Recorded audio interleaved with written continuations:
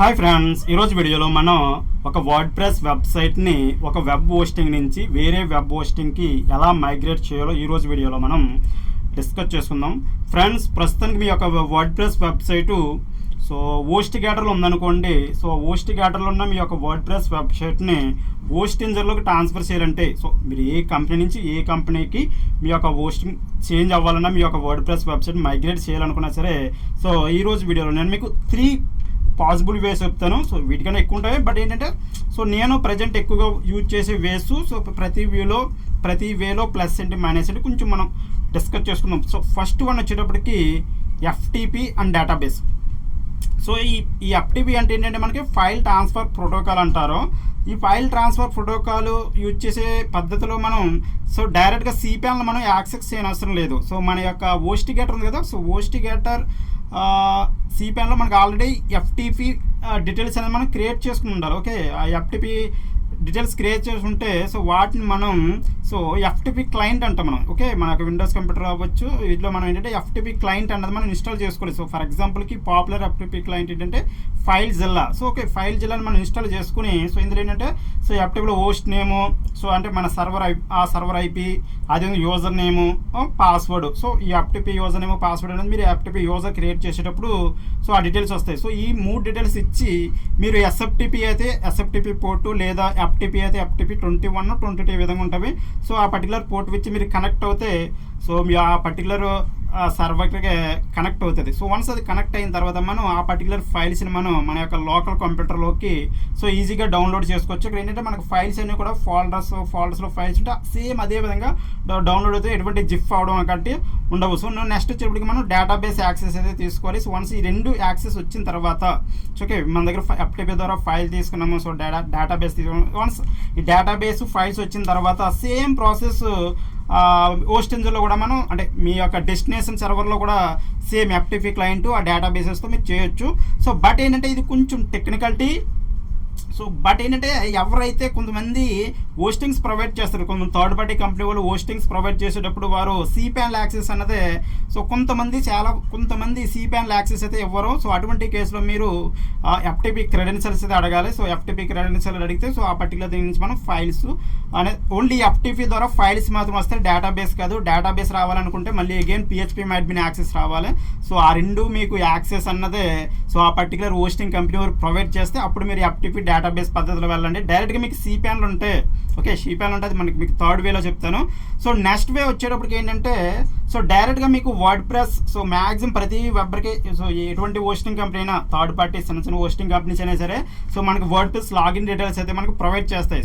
ఇందులో మనం ఏంటంటే మన యొక్క వర్డ్ ప్రెస్లో ఒక ప్లగిన్ అయితే వేసుకోవాలి. ఆ ప్లగిన్ మనం ఏంటంటే వర్డ్ ప్రెస్ మైగ్రేషన్ ప్లగిన్ అనొచ్చు, లేకపోతే మీరు అప్డేట్ ప్లస్ బ్యాకప్ అండ్ రిస్టోర్కి యూజ్ చేస్తాం. ఇది ఈజీగా మనం ఏంటంటే మన యొక్క సైట్ అనేది లోకల్ బ్యాకప్ అయితే తీసుకోవచ్చు. ఓకే, లోకల్ బ్యాకప్ తీసుకున్న తర్వాత పర్టికులర్ లోకల్ బ్యాకప్ ఫైల్స్ని మనం మన యొక్క కంప్యూటర్లో డౌన్లోడ్ చేసుకుని సేమ్ ఫైల్స్ని అక్కడ ఏంటంటే మనకి ఈ పర్టికులర్ ప్లగిన్ ద్వారా మనం లోకల్ బ్యాకప్ క్రియేట్ చేసిన వెంటనే మనకి ఫైల్స్ డౌన్లోడ్ చేసుకోవచ్చు. అదేవిధంగా డేటాబేస్ కూడా మనం సింగిల్ క్లిక్లో డౌన్లోడ్ చేసుకోవచ్చు. ఇక్కడ ఫైల్స్ అంటే మీకు ఎంటైర్ రూట్ ఫైల్స్ అంటే మీకు public_html ఫోల్డర్లో ఫైల్స్ ఉంటాయి కదా, ఆ ఫైల్స్ అన్ని డౌన్లోడ్ అవ్వవు. ఓన్లీ WP కంటెంట్ ఫోల్డర్లో ఏవైతే ఫైల్స్ ఉంటాయో అప్లోడ్స్ అవ్వచ్చు, లేకపోతే ప్లగిన్స్ అవ్వచ్చు, థీమ్స్ అవ్వచ్చు, ఏ విధంగా మీకు 4 to 5 zip files 4 to 5 or 6 zip files అని మీకు డౌన్లోడ్ అవుతాయి.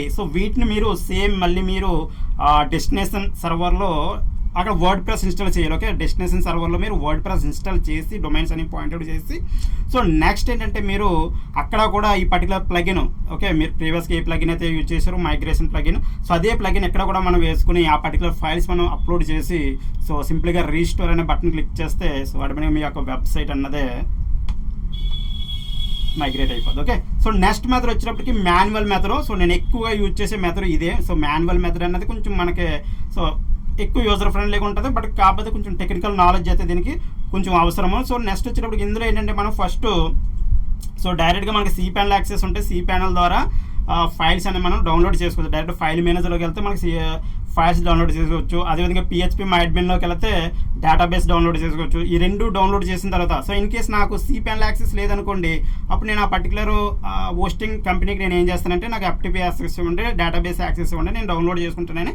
సో ఆ పర్టికులర్ కొంతమందికి అయితే ఈ విధంగా సేవలు చేస్తుంది. సో కొంతమందికి ఏంటంటే డైరెక్ట్ cPanel యాక్సెస్ ఇచ్చేస్తే మనం డైరెక్ట్గా డౌన్లోడ్ చేసుకోవచ్చు. సో వన్స్ ఈ ఫైల్స్ వచ్చిన తర్వాత ఓకే, సో మీరు ఈ ఫైల్స్ డౌన్లోడ్ చేసుకున్న తర్వాత డొమైన్లోకి వచ్చేటప్పటికి నేమ్ సర్వర్స్ అప్డేట్ చేయరు. ఒక సర్వర్లో ఇంకో సర్వర్లో వచ్చేటప్పటికి నేమ్ సర్వర్స్ అనేవి డిఫరెంట్ ఉంటాయి. సో మీరు హోస్ట్ గేటర్లో చూసుకుంటే నేమ్ సర్వర్స్ డిఫరెంట్గా ఉంటాయి, అదే హోస్టింగ్ చూసుకుంటే నేమ్ సర్వర్స్ డిఫరెంట్గా ఉంటాయి. సో ఫస్ట్ ఏంటంటే మీరు డొమైన్ బ్యాకప్ ఫైల్స్ అనేవి డౌన్లోడ్ చేసుకున్న తర్వాత సో ఈ పర్టికులర్ డొమైన్ని మీరు name servers hosting name servers map చేసి సో ప్రాపగేషన్ అయిన తర్వాత పర్టికులర్ అందులో మనం ఏంటంటే డేటాబేస్ క్రియేట్ చేయాలి. సో ఆ డేటాబేస్ యూజర్ పాస్వర్డ్ క్రియేట్ చేసి అసైన్ చేసి సో ఈ ఫైల్స్ని మనం డౌన్లోడ్ చేసుకున్న ఫైల్స్ని రూట్ ఫోల్డర్లో అప్లోడ్ చేసుకోవాలి. సో ఈ డేటాబేస్ని వచ్చి ఆ particular database PHP my admin access చేసి అందులో అన్నది ఇంపోర్ట్ చేసుకోవాలి. ఓకే, సో ఇందులో ఏంటంటే మనం మాన్యువల్ మెథడ్ ఓకే FTP ఇప్పుడు FTP అన్నది మనకు ఒక్కోసారి చాలా అంటే చాలా హెల్ప్ అవుతుంది. సో నేను రీసెంట్గా కొంతమందికి మైగ్రేషన్ ప్రాసెస్ అయితే చేయడం జరిగింది. సో వాళ్ళకి ఏంటంటే మైగ్రేషన్ ప్రాసెస్ చేసేటప్పుడు సోర్స్ హోస్టింగ్ ఉంది కదా, అంటే ఇప్పుడు ఏ పర్టికులర్ ఏ ప్రజెంట్ ఉన్న హోస్టింగ్లో ఏంటంటే వాళ్ళకి మెమరీ స్పేస్ అనేది అయిపోయే అవకాశం ఉంటుంది. సో బేసిక్గా బేసిక్ ప్లాన్లో హోస్టింగ్లో ఫస్ట్ ప్లాన్లో ఏమిస్తారంటే 5 GB కానీ లేకపోతే కొంతమంది 2 GB ఇస్తారు. సో ఈ విధంగా ఉన్నప్పుడు మన యొక్క అందులో ఇప్పుడు మీ యొక్క వెబ్సైట్ 5 GB ఉంది. ఓకే, మీ యొక్క వెబ్సైట్ ఫైల్స్ అన్ని కలిపి మీ తీసుకున్న సర్వర్ 5 GB అనుకోండి, మీ యొక్క వెబ్సైట్ ఫైల్స్ 4 GB ఉన్నాయి. అప్పుడు మనం దాన్ని జిప్ చేస్తే ఆ సర్వర్లో ఏమవుతుంది 8 GB అవుతుంది.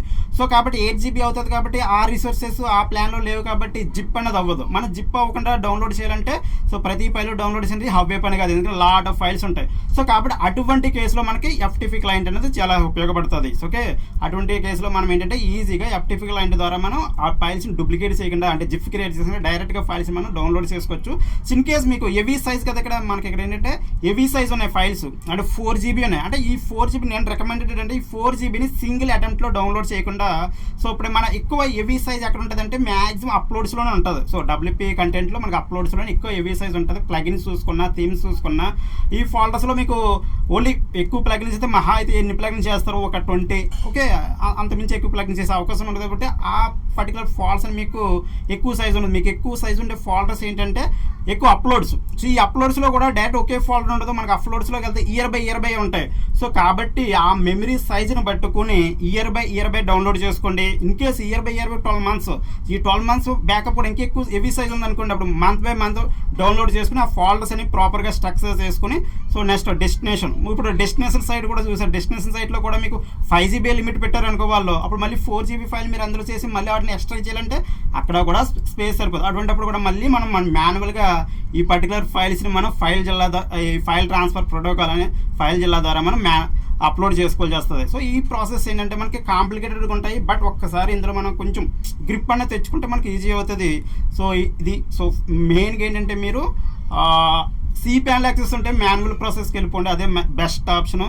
సో ఇంకా కొంచెం టెక్నికల్స్ తగ్గాలి అనుకుంటే సో ఫస్ట్ ఏంటంటే సోర్స్ వెబ్సైట్లో పర్టికులర్ మైగ్రేషన్ ప్లగిన్ ఇన్స్టాల్ చేసి బ్యాకప్స్ లోకల్గా డౌన్లోడ్ చేసుకోండి. సేమ్ బ్యాకప్స్ని డొమైన్ మ్యాపింగ్ ఇవన్నీ చేసిన తర్వాత డెస్టినేషన్లో వర్డ్ ప్రెస్ ఇన్స్టాల్ చేసిన తర్వాత ఆ పర్టికులర్ ప్లగిన్ వేసుకుని సో సేమ్ ఈ ఫైల్స్ని మనం అక్కడ అప్లోడ్ చేసుకుని సింగిల్ క్లిక్లో రిజిస్టర్ చేసుకోవచ్చు. కొంచెం టెక్నికలిటీ తక్కువ ఉన్న పర్సన్స్కి ఈ మెథడ్స్ అనేది వర్కౌట్ అవుతుంది. సో FTPకి ఎప్పుడు వెళ్తారంటే మీరు సో ఇన్ కేసు సైజ్ ఒక డిఫరెన్స్ ఉంది కదా, మీరు తీసుకున్న సర్వర్ సైజ్ వచ్చి 5 GB ఉంది, బట్ ఫైల్ సైజ్ వచ్చేసి 4 GB ఉంది, మీరు డబుల్ చేస్తే 8 GB అవుతుంది, బట్ అక్కడ క్యాపబిలిటీ కాదు. సో అటువంటి కేసులు ఏంటంటే మనం ఈ FTP క్లయింట్ అనేది మనం యూజ్ చేస్తాం. ఓకే, సో ఈ పర్టికులర్ వీడియో మీకు హెల్ప్ అవుతుందని కోరుకున్నాను. మీకు word press related website creation అవ్వచ్చు, బ్లాగ్ సెటప్ అవ్వచ్చు, లేకపోతే యాడ్సెన్స్ అప్రూవల్ ప్రాసెస్ అవ్వచ్చు, పేమెంట్ గేట్వే ఇంటిగ్రేషన్ అవ్వచ్చు. సో వెబ్సైట్ రిలేటెడ్ మీకు ఏ టెక్నికల్ హెల్ప్ కావాలనుకున్నా సరే మీరు నన్ను సంప్రదించవచ్చు. సో మమ్మల్ని కాంటాక్ట్ చేయడానికి బెస్ట్ పాసిబుల్ వే ఏంటంటే కింద డిస్క్రిప్షన్లో మా యొక్క వాట్సాప్ లింక్ అయితే డైరెక్ట్ లింక్ ఇస్తాము, మీరు ఆ లింక్ క్లిక్ చేసి మీరు మమ్మల్ని సంప్రదించవచ్చు. సో వన్స్ మీ యొక్క ప్రాజెక్ట్ డిస్కస్ చేసి మనం ముందుగానే తీసుకెళ్ళచ్చు. Okay, thank you.